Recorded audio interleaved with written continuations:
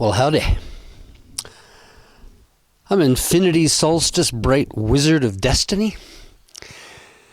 Welcome to the gallery at Go Organic Sports Ranch. Beside me I have a silkscreen created by my buddy Man-Woman called Mr. Death. He has a costume that he built that's for his whole body. And he has those little black leggings and his eyes are in the hat. And he goes out in the world and every once in a while. What a character. Anyway, Mr. Death. In fact, my grandchild has got that image tattooed on her bicep. So this video blog is called JFK. JFK, the late American president that was assassinated in Texas in 1963, realized early on in his presidency that war, especially nuclear war, was a very bad thing. Castro in Cuba was running a communist regime, and communism was the scariest thing Americans could think of, thanks to a shitload of propaganda. Well, with Russia placing nuclear weapons in Cuba, Kennedy was in a difficult position. His Joint Chiefs of Staff were ready to blast Cuba off the planet. But Kennedy was developing a relationship with Nikita Khrushchev, the Russian leader. And they both began to realize that if they started a nuclear war, 300 million people would die in the first hour of the war. So Nikita decided to pull his weapons out of Cuba, and JFK pulled his nukes out of Turkey. And war was prevented. Kennedy was advocating the dismantling of the CIA and reducing the American military budget. So as a result, somebody or something murdered him. And I suspect it was the CIA or the military or somebody of that ilk. It was all pretty hush-hush. He was rapidly becoming a pacifist, Mr. Kennedy. And as America is the most warlike nation on the planet at present, some people were not happy with their president. Bang, bang. This event, the assassination, was the first global media event in history. What a sad start to a global communicating event. I was just a kid in grade 6 or 7, and I was delivering my papers on my paper route, and a friend was riding by on their bike, and they told me Kennedy was shot dead. I was on the corner of 11th Street and Lawson Avenue, sorting out my papers, and upon hearing the news, I cried. I'm 12 years old, and I cried. And I'm sure a lot of the world cried that day. Before he was shot to death, he got aerial atmospheric nuclear testing banned, what a good thing, and other nuclear limiting treaties in place, so we no longer had to hide out under our classroom desks anymore if the air raid sirens sounded, which they did a few times in my youth. There was an air raid siren a city block from my house as a kid, and every once in a while it would wail away. I think they were just testing the thing. It was a throwback from World War II, which luckily I wasn't around for.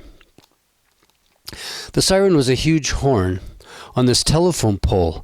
I would pass it on my way to high school. Then one day it was no longer there. It felt like peace had finally settled on the planet. Oh, to be that naive again. The particular high school was straight uphill from my house, in what was known as the British properties. No blacks allowed. That was the rumor I had heard. It was probably true, although I'm not really sure. High school was brand new, and as the number of children born after World War II was multiplying like mice, they were multiplying like mice, including me. So there was a need for more schools, and I got to be the first class in that new high school. The school was called Sentinel High. And just the other day, I met a young woman that went to that very high school, and I felt an instant familiarity with her, having grown up in the same location on the planet. I remember one other time I met a fellow who I also instantly had a connection with. He grew up a mile or less from me, but we went to different schools. In both cases, I felt the connection before I heard where they were from. The fellow had moved to Florida and lived very close to a Salvador Dali art gallery in some town down there in Florida, which I've forgotten the name of at this moment. And it was a time in my life where I had just become a huge fan of Salvador Dali's, he being one of the world's all-time great artists. The point I'm making here is that there seems to be a link connecting people from the same physical locale. An instant familiarity, a commonality, a feeling like homesickness. And homesickness is that consuming feeling of nostalgia and warmth. My only other Florida story is this. My wife and I were taking the waters at Radium Hot Spring, and we met this fellow. He had long hair and a beard, and he was the Jesus at a theme park way down there in Florida. And he said to me that he was quitting his job and they were looking for a replacement. And he suggested I apply for the job, as my hair is long and I have a beard. A whole new career for me. But I had to refuse because I was just having a bit of a hard time with religion at the moment. My old buddy Zardoz, solver of all the world's problems, had been looking for a code of ethics for the planet. And one time he asked me if I had a Bible. He wanted to check it out. I had bought one from the JWs, so I tossed it to him. And sitting on my couch, he flipped it open and stuck his finger on Deuteronomy 20:10 and started reading it to me. In the next 7 sentences, God tells the Hebrews to kill everyone in the Middle East, including the cattle, but keep a few slaves. That is the moment we both realized the Bible was not going to help guide humanity in any positive, peaceful, or lawful way. It was really quite a shock, for I had assumed religion was a good thing, and God was a nice guy. Little did I know.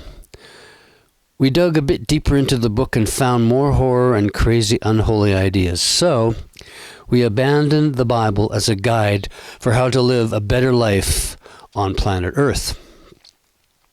My folks sent me and my siblings to Sunday school for years, because as my sister shockingly pointed out to me when we were much older, that my parents liked to fuck on Sundays. I thought it had never occurred to me, but I always wondered why my father never went to church. Now I know. My sister was always a bit smarter than me. I do remember one sunny spring Sunday, just after Sunday school, I was walking past the minister's door, and on the wall was a small picture of the face of a long-haired Jesus. I stood in front of the image and realized, I get it. Be a nice person, and you too can be Jesus. So I quit the church at that moment. I'd learned all I needed to know. No more sunny Sundays mornings going to waste. I was 12 at the time. I wondered if that spoiled my father's Sunday plans. I guess so. The job of being Jesus in Florida just wasn't for me. But I still have long hair and a Jesus beard, just to remind the world there are a few idealists still hanging around the place.